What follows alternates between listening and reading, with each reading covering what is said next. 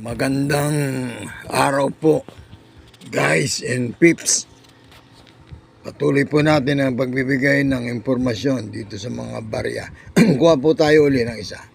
Ito po yung isa ring commemorative coin. Kung inyo pong naaninaw, ito po ilalapit ko. Nakalagay po sa gilid, ika-400 taon ng Antipolo Rizal.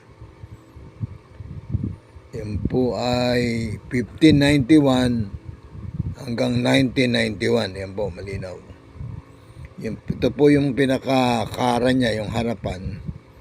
Yan po yung commemorative coin lamang ito. Limited po yung nilabas.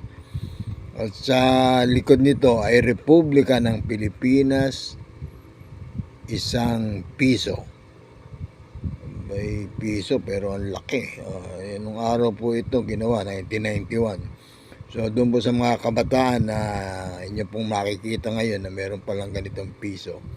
So ito po ay pinakikita ko lamang sa inyo para doon sa mga collection ko.